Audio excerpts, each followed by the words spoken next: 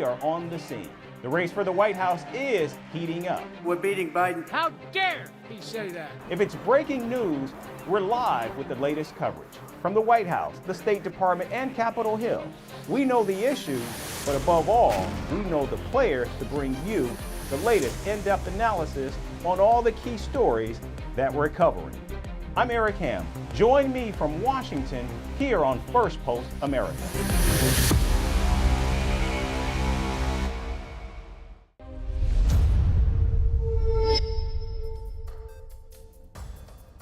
Hello and welcome to Firstpost America. I'm Eric Ham, coming to you live from the nation's capital in Washington, D.C.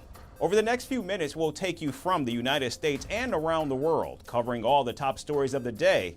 But before that, here's a look at the latest headlines. The Maldives bans the entry of Israeli passport holders over the war in Gaza. Israel responds by asking its more than 500 citizens living in the South Asian nation to leave immediately. Donald Trump joins Chinese-owned social media app TikTok and amasses 3 million followers. Trump tried to ban the app when he was in the White House. Jury selection begins in the federal gun case against President Joe Biden's son, Hunter Biden. This will be the first prosecution in the history of the United States involving the child of a sitting U.S. president. India creates a world record in the 6-week-long general election. 642 million people cast their ballot, out of which 312 million, or nearly half, were women voters. Exit polls show Prime Minister Narendra Modi is set to secure a historic third term. And South African President Cyril Ramaphosa urges rival parties to form a coalition. This after Ramaphosa's ruling ANC party fails to secure a majority, ending their 30-year political dominance.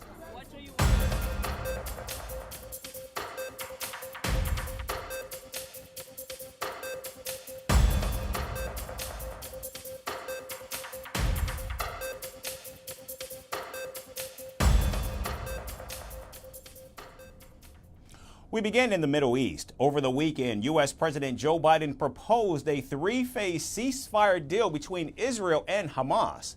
The first phase includes a complete ceasefire in Gaza and the release of some Israeli hostages that are still being held by Hamas. The initial stage also includes a withdrawal of Israeli forces from populated areas in Gaza.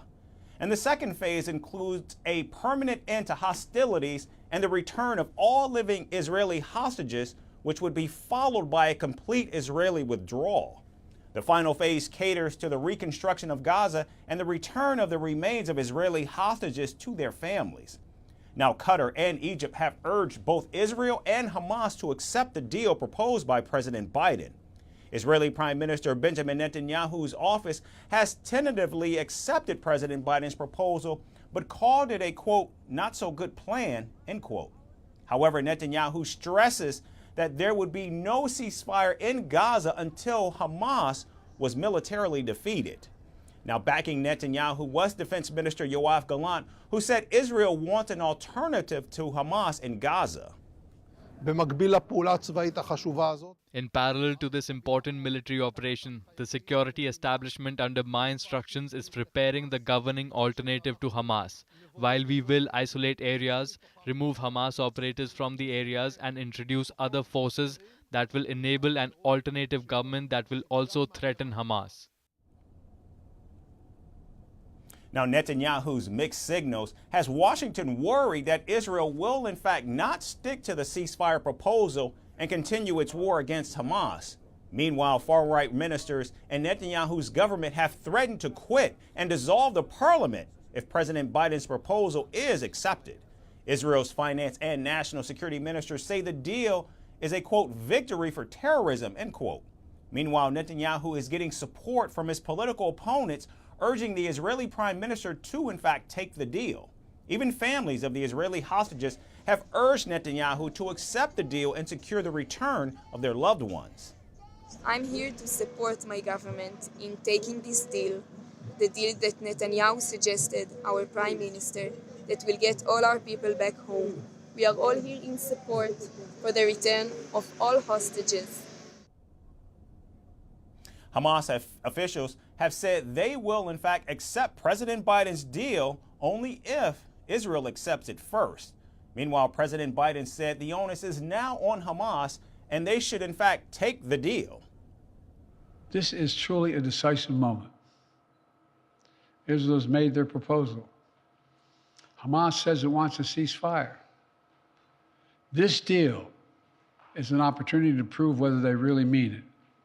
Hamas needs to take the deal. Meanwhile, fighting continues in Gaza as Israel conducts more airstrikes in the war-torn area.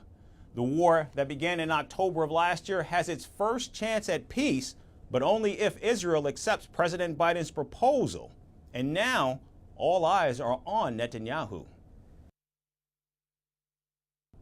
Here in the United States, it's barely been a week since former President Donald Trump was convicted in his hush money case in Manhattan.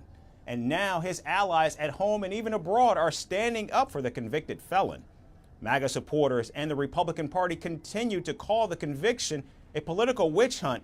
And joining that chorus are two unusual leaders, Hungarian Prime Minister Viktor Orban and Russia's Vladimir Putin. Just days after a jury of Trump's peers unanimously agreed to a guilty verdict on all 34 criminal counts for falsifying business records, Orban and Putin voiced their support for the ex-president. Now, Moscow agreed that Donald Trump's assessment that the hush money trial was in fact politically motivated. The Kremlin has accused President Joe Biden of using legal and illegal means to get rid of political rivals. Rich. And joining Putin and supporting Donald Trump is Hungarian far-right leader Viktor Orban. Hungary's prime minister says Donald Trump is, quote, a man of honor, end quote, and always puts America first. Orban also said that Americans will vote in favor of Donald Trump in November despite the conviction. Now, Orban has been a close ally of Donald Trump's and even endorsed the Republican presidential bid for the White House back in March. And it's not just Putin and Orban who have come out in support of the GOP's presumptive presidential candidate. Italy's Deputy Prime Minister Matteo Salvini has also expressed solidarity and full support for Donald Trump. Salvini went on to say that the former president was the victim of the, quote, weaponization of America's legal system, end quote, by the political left. By backing Donald Trump, Europe's far-right leaders have provided the international validation that MAGA supporters were in fact looking for. I think the justice system is corrupt. There's a lot of liberal judges, and I think they're going after Trump. I completely know it was a witch hunt from the White House, complete persecution for our president. He's done nothing but incredible things for our country. They don't want him to run because they know that Biden can't win without stopping him. And that's the scary part. Now, the race for the White House is getting more and more challenging for the former president as he awaits the hush money trial sentencing phase, which is scheduled for July 11th. Polling done in the aftermath of the historic verdict already shows that support is waning for the now convicted felon. Perhaps the Trump campaign hopes the endorsements of America's most lethal antagonist, Vladimir Putin, and his far-right acolytes will be a boon with key independent voters and those all-important soccer moms that will ultimately decide the election. And moving to Latin America, Nayib Bukele has been sworn in as the president of El Salvador for the second time. His inauguration was attended by his ideological allies, including Argentina's President Javier Milei and Donald Trump Jr., the son of the former U.S. president.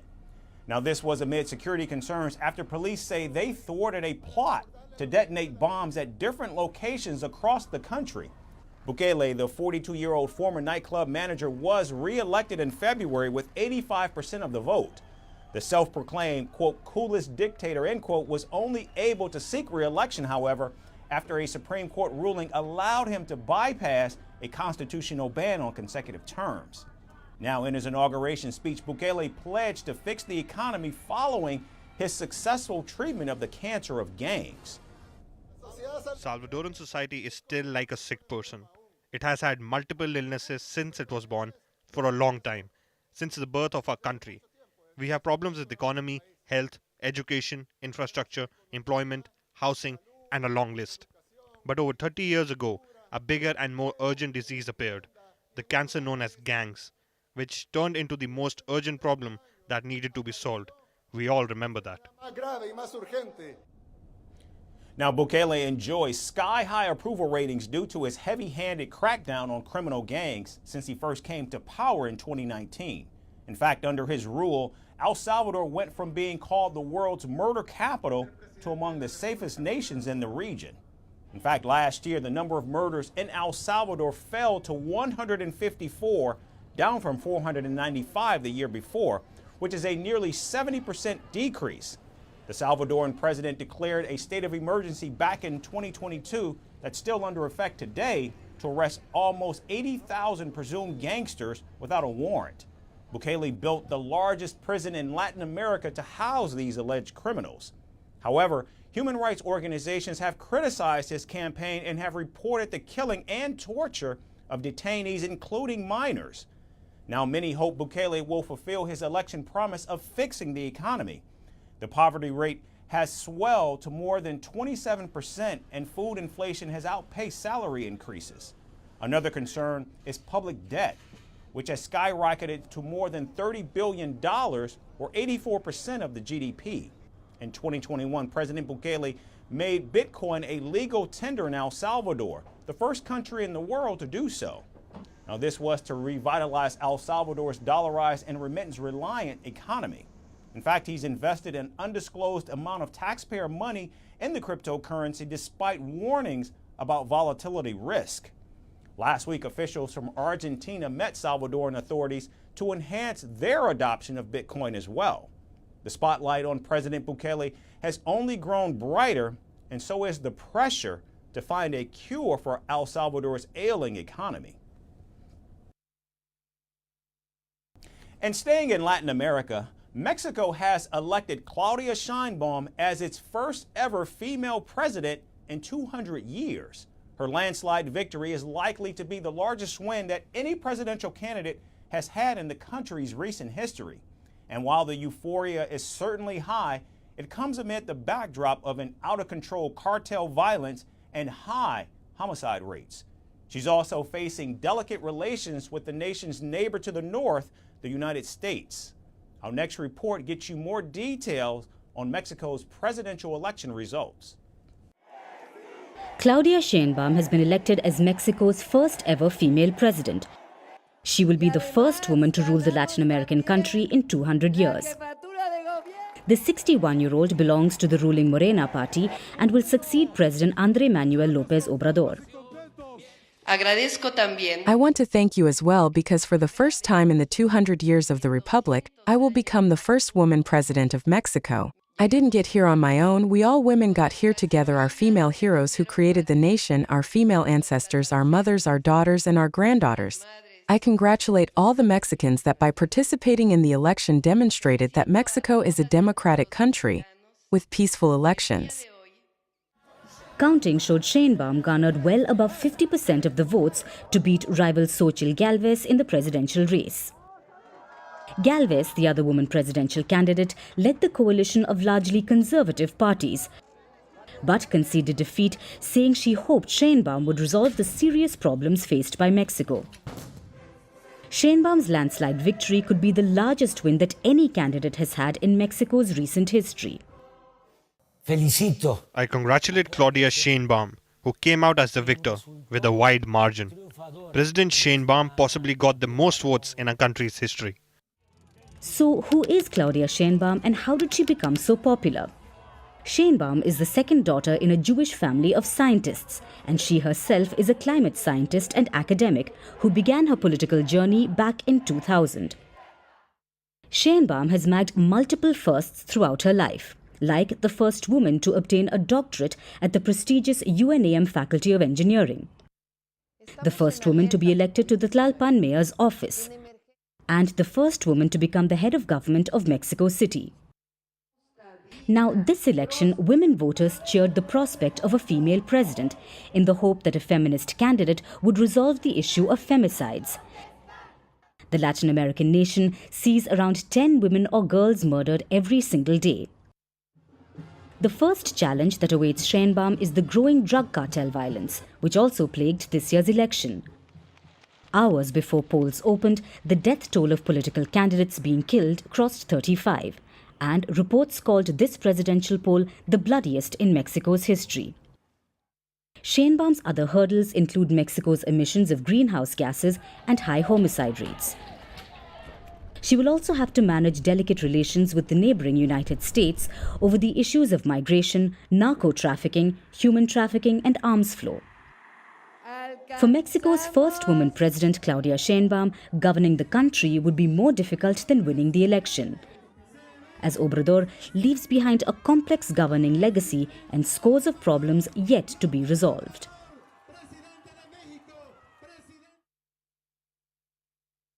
And now our final story is from the link between North and South America, Panama. And at first, Panama is evacuating an entire island off its Caribbean coast due to the growing climate crisis. Around 300 families are being forced to abandon their home due to rising sea levels. The residents who have lived on the island for over 200 years have now been shifted to Panama's mainland. This unprecedented event marks a critical moment in the global climate crisis scenario. Our next report explains this shocking development and how climate change continues to reshape the environmental landscape. Around 300 families have called a tiny island off Panama's Caribbean coast their home for generations. Their lives have always revolved around the sea and tourism. Water was their lifeline, their sustenance, their joy. But now the very same water, once a source of life and prosperity, is becoming a force for their displacement, pushing them away from their beloved homeland, a place rich with 200 years of cultural heritage and memories. The indigenous Guna community faces a heartbreaking reality: evacuate or drown.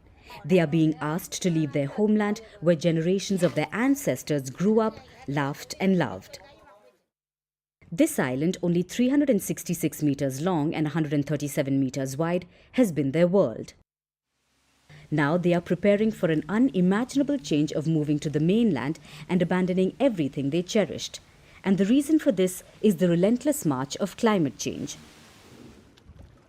Rising sea levels, a direct and devastating consequence of climate change, is making life on the island impossible.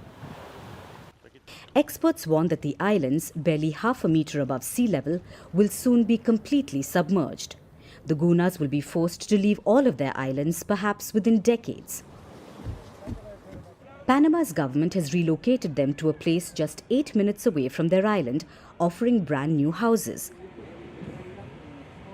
But these houses, despite their modern amenities, don't feel like home. Since I was a child, I was always in contact with the sea. One looked from the island to the forest to the jungle. So now it will be the other way around. This is what I'm going to miss. Going in the water with my boat. My children probably won't do it because now we are going to be on the mainland. Because where we live is in the very center of the island and the bathrooms are a 10-minute walk away. And the bathroom is not for one person, it is for maybe 15 to 20 people. And here, where they are giving us the house, we are happy because the bathrooms are going to be for us only.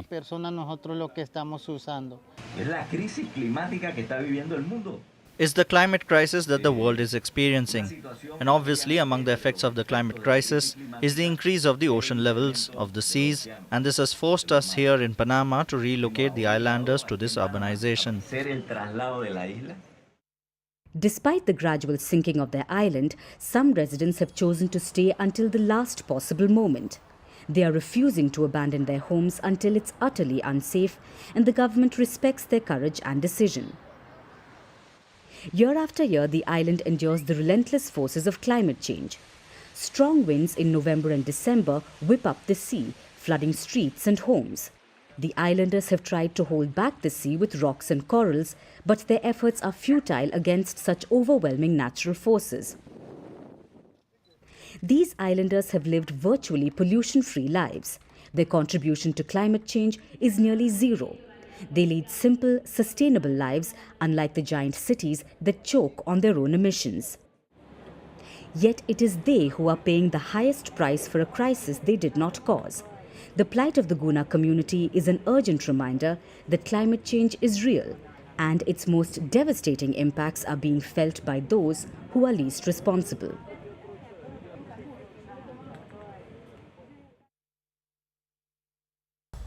That's our show for today. We certainly thank you so much for tuning in. We hope to see you right back here again tomorrow. Thanks again for watching.